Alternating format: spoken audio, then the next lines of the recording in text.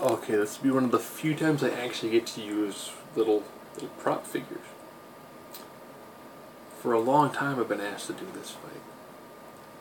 This is a difficult fight to do, because I wanted to get the pull from two different storylines. So, Anti-Monitor. Yes, this is the Eagle Moss statue. Versus Infinity Gauntlet wielding Thanos. Try to get them both in frame at the same time. I know, similar color palette, I know. Put them over here on the iPad.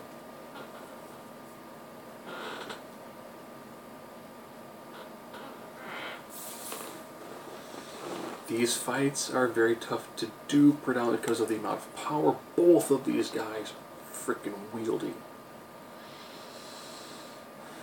So Infinity Gauntlet Thanos. Crisis on Infinite Earths, Anti-Monitor. We're now at the 30-year anniversary of Crisis on Infinite Earths, which essentially took the near infinite amount of possibilities that existed in the DC universe. Like, if you wanted a Superman that was older, you had that opportunity. It took all of that, tried to condense it all into essentially one workable universe as best it could, which then later broke off into several alternate universes. And thanks to Hyper Time, you were able to have the same universe, but alternate timelines inherit in the same universe. And then the Infinity Gauntlet. The Infinity Gems existed for quite some time. They were never really used to their full potential until Jim frickin' Starlin got a hold of them. Decided to more or less say when you combine these 6 gems, depending on who you are, you become easily the most powerful individual in the Marvel Universe. And crafted a story that is just ridiculous. Oh, it's such a great story. It's got one of the best moments ever for Captain America, where he stands up against Thanos, who essentially is like the step below God, because he decides to tone down all of his powers, to the point where the heroes actually can face off against him. And then, after he defeats them easily, he then ramps it up as he takes on all of the random, like, cosmic hierarchy. Now I'm going to try as best I can, using my 9 criteria: intelligence, findability, strength, speed, durability, invulnerability, energy rejection, versatility, and X-Factor. So begin first with intelligence. I'm going to give this one to the Anti-Monitor. They probably think that sounds really bizarre because you've got Thanos, who by himself is a tremendous tactician, who now has access to the Mind Gem, so he kind of has everyone's secrets at one time.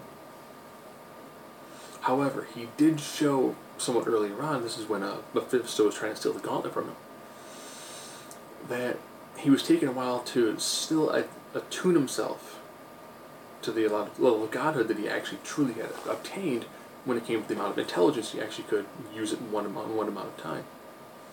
Where the Anti-Monitor existed pretty much since the dawn of the DC universe. I mean, that's someone who's got a tremendous amount of intelligence and information. And essentially was a giant scientist who crafted a plan to try to destroy multiple universes simultaneously. So you're a guy who was struggling with his true adherence to godhood versus somebody who had spent, millions of years studying and getting ready for this exact moment to create the ultimate weapon to destroy everything. Fighting ability. This again is, I think, more of a thing that's lacking in the story. Anti-Monitor never really physically fought anybody. He was huge. It's like saying, how well does Galactus fight? Well, Thanos actually went hand to hand with the majority of the Marvel Universe, so definitely a better fighter. Strength. We really didn't see a lot when it came to the Anti-Monitor physically interacting with most people. He was pretty much energy blast and he had armies. He didn't really bat anybody away. Where Thanos has a power gem, which gives him pretty much unlimited strength.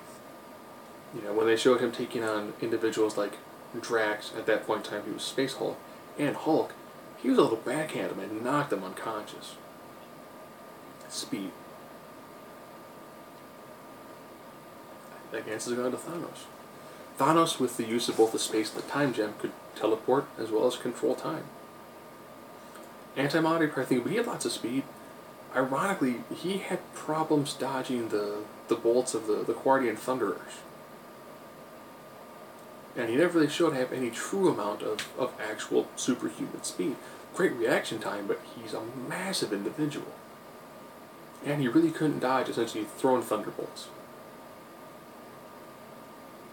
Durability. How well these guys come to when it comes to recovering from attacks. I'm also going to give this one to Thanos. Main reason why is, again, he's got a use of all the different gems, so damage to him doesn't really mean anything. He's going to be able to recover very, very quickly. When it came to the Anti-Monitor, when his first armor was destroyed, it took him a tremendous amount of time to actually recover.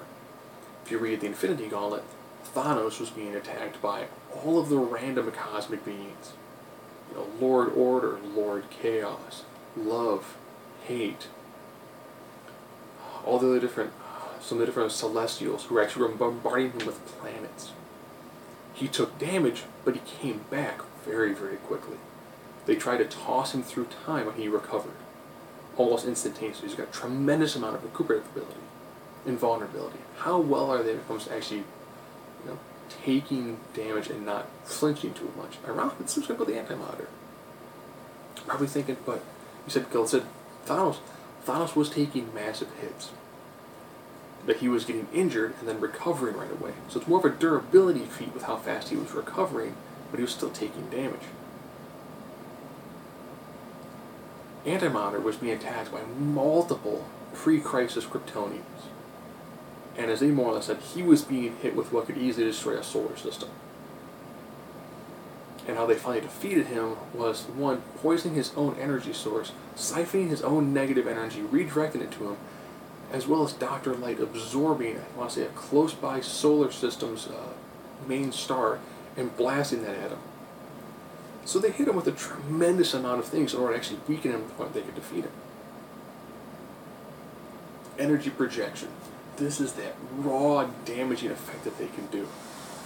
And I have to go with the two biggest things that they did.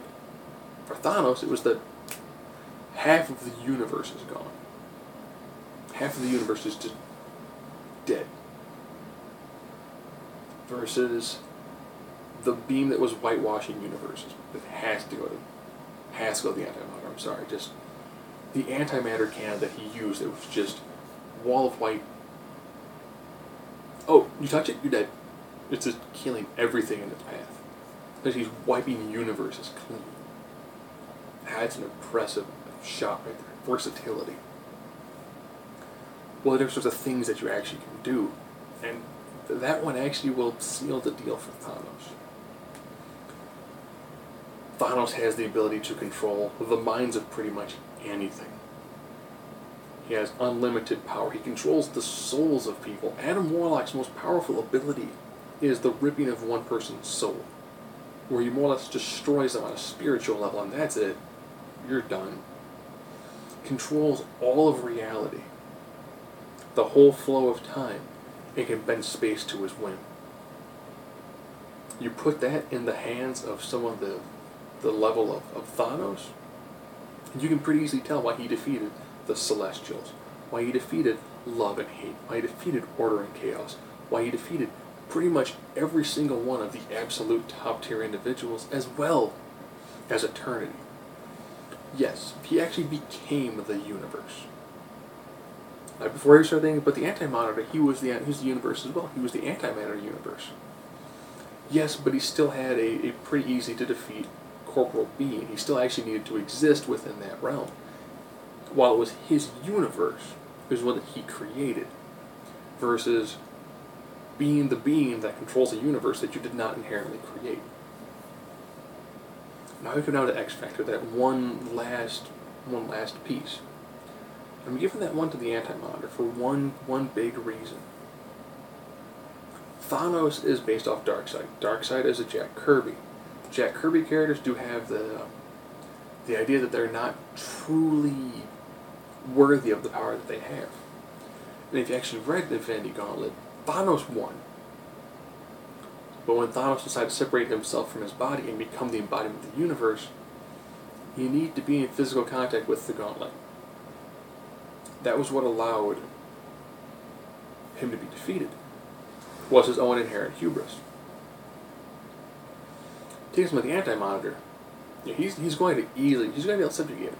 He was able to defeat the Celestials, beings that existed and helped create the universe. And I would probably say the Celestials who were attacking Thanos by wielding planets. Pretty much using planets like bullets against Thanos. I would put those people in a pretty close league to what the Anti-Monitor was capable of doing. Now, of course, if Thanos happens to think he's got Anti-Monitor defeated, shows a little bit of hubris, Anti-Monitor destroys the glove, then yeah, he's going to defeat Thanos. But 5-4. And the 5-4, more often than not, I think Thanos with the Infinity Gauntlet, in a universe where it works, is just way too much. I mean, he was defeating the primal forces of the universe, and doing it relatively easily. Taking on an individual who essentially is the living embodiment of antimatter, it would be kind of a tall order, but not something outside the range of what a Jim Starlin written Thanos with Infinity Gauntlet is capable of doing.